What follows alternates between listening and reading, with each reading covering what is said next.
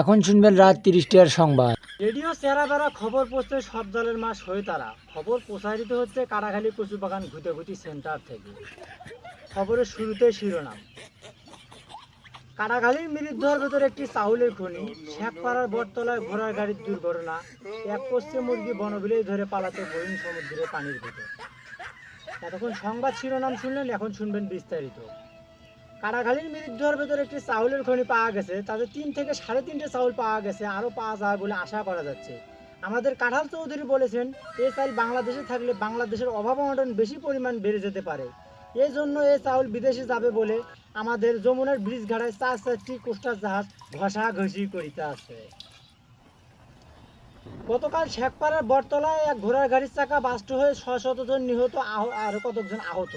আহতদেরকে জ্যান্ত পুঁতে ফেলা হয়েছে আর নিহতদেরকে বগুড়ার নতুন হাসপাতালে ভর্তি করা হয়েছে।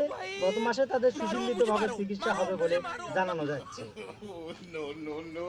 গতকাল যমুনার ব্রিজ ধার দিয়ে এক মহিলা হেঁটে যাচ্ছিল।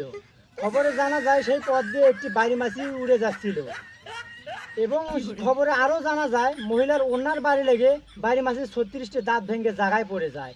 এরপর বাড়ি মাছটি দুঃখ প্রকাশ করেন যে সে দাঁত দিয়ে কিছু চিবিয়ে খেতে পারছেন না। আমাদের আমরা আলী বাড়ি মাছের দাঁত লাগানোর জন্য 36 লাখ টাকা পুরস্কার প্রদান করেন। এবারে আসতেছি আবহাওয়া। খবরে জানা যায় আজকে রাত 3টের সময় পূর্ব পূর্ব পশ্চিম এবং পশ্চিম পশ্চিম উত্তর দক্ষিণ দিক থেকে বৃষ্টি এবং ঝড় বৃষ্টি পড়তে পারে এবং সেই সাথে আকাশ থেকে ইট পাটকেল ও পাথরের খোয়া পড়ার সম্ভাবনা রয়েছে। খবর এই পর্যন্ত। আজকের খবর পড়ছি আমি শয়তানের দাদা।